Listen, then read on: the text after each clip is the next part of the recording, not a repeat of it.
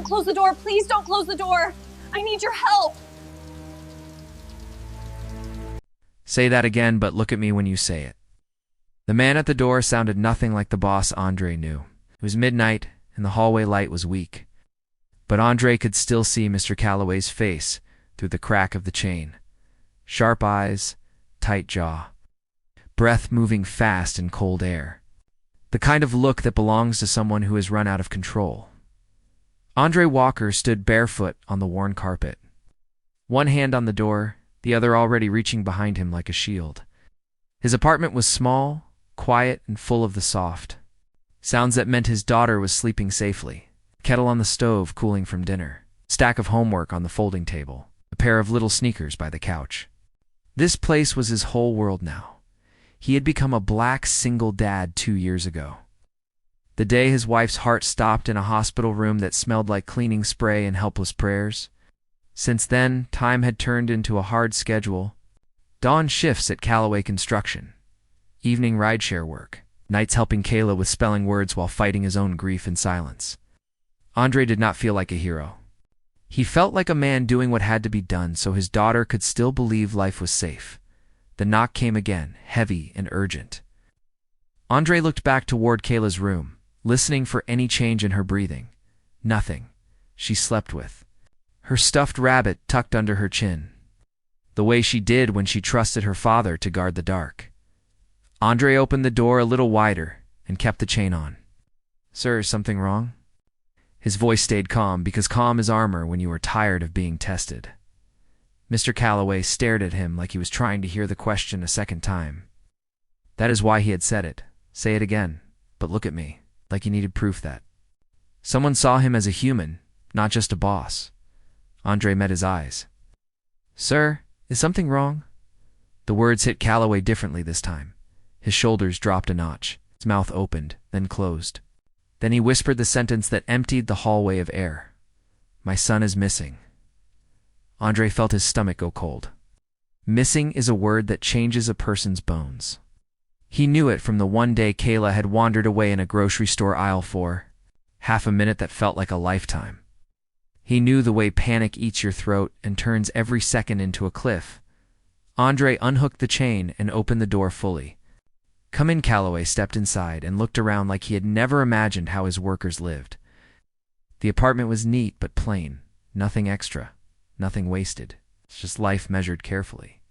His eyes landed on Kayla's sneakers by the door, and something in his face moved, softer and more broken. He told Andre his son Ryan was 16 and had been slipping away since Ryan's mother died last summer. Tonight they argued. Loud words, a slammed door. Calloway assumed the boy would cool off and return, but midnight came. Then another hour. Ryan's phone went dead. Friends had not seen him. Police took the report but said teenagers sometimes run and come back. Calloway heard that and felt the floor disappear. Andre listened without cutting in. He did not mention how Calloway usually barked orders, how he treated people like tools when the schedule was tight. This wasn't the time for pride. This was a father drowning? "Why come here?" Andre asked. Calloway swallowed hard. "Because he left with someone from your crew, or he was with him earlier." Andre's mind turned sharp. He thought of Jamal, a young apprentice who looked up to Andre and sometimes talked about a rich kid he'd been giving rides to. A quiet boy who wanted to see the city outside his gated streets. Andre had warned Jamal to be careful, but he hadn't banned it.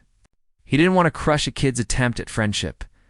Now that choice felt heavier, Calloway said. Jamal's name. Andre nodded once and grabbed his phone. "Stay here." He wanted to say don't panic, but parents don't stop panicking just because someone tells them to. He called Jamal. No answer. Called again. Still nothing. The third call went through to voicemail. Then a text popped up. "He is safe.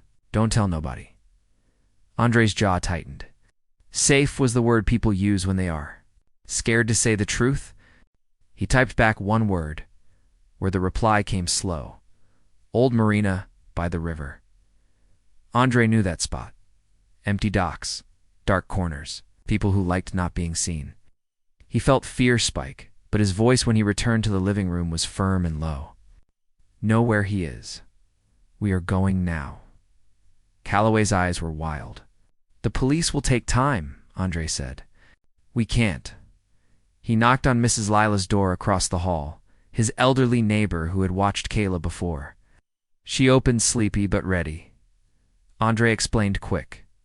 She nodded like she understood without needing more. "I'll sit with her," she said. "Go." 5 minutes later, they were in Calloway's SUV cutting through the night. Streetlights slid past in yellow pools. Calloway drove too fast, hands tight on the wheel. Andre watched the road and planned the moment ahead. How to keep it calm. How to keep it safe. How to bring a hurting teen home without making him feel trapped. The marina was a ghost place in the rain air cold. Water moved heavy against old wood. The smell of fuel and wet metal hung in the dark. A few cars sat in the lot with lights off. Andre spotted Jamal's car near a fence. 2 figures inside, low and still. Calloway started toward it, voice breaking, but Andre lifted a hand to stop him. "Let me dot." Andre walked first and tapped the window. Jamal flinched, then rolled it down. His face was tight with guilt. Ryan sat beside him, head down, hand shaking. Andre's voice was steady. "You said he was safe." "What is this?" Jamal swallowed. "He wanted to see the river. We came here to talk. He's been hurting bad, Mr. Andre. He said he didn't want to go home. Said he felt invisible." Andre nodded once. Pain makes kids run, not because they hate their parents, but because they don't know how to carry grief inside the same walls. Where grief was born. Andre leaned closer to Ryan. "Your dad is here. He's scared out of his mind." Ryan's head stayed down. "I don't care." Andre didn't flinch. He said the truth like a door opening. "You think he doesn't care because he doesn't say it right. But he came to my house at midnight asking for help. Men who don't love their kids don't do that." Ryan froze.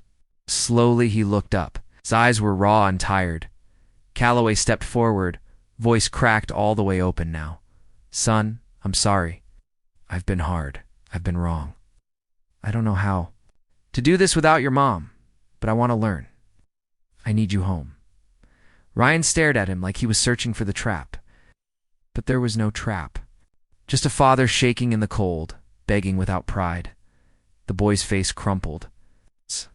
He stepped out, shaky, and walked into his father's arms. Calloway held him like the world could still be saved if he held tight enough. Andre stayed silent. Beside Jamal, giving the moment space, silence can be a bridge when words feel too heavy. On the drive back, Calloway's hands were slower, steadier. Ryan leaned against the door, exhausted but safe. After a few blocks, Calloway spoke, softer than Andre had ever heard him. "When you asked if something was wrong, then asked again looking at me, I heard the difference. You weren't afraid of me. You were ready to stand with me.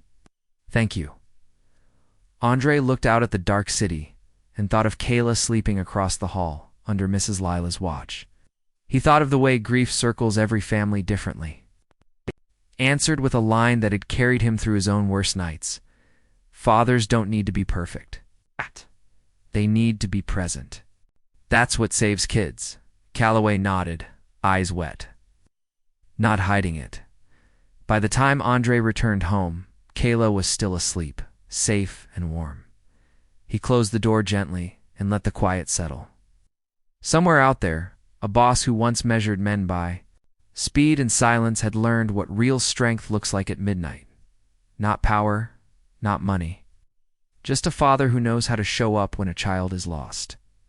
If this story moved you, comment where you are watching from and what moments stayed with you most, and subscribe for more cinematic emotional stories about quiet courage, moral choices, and hope showing up right on time.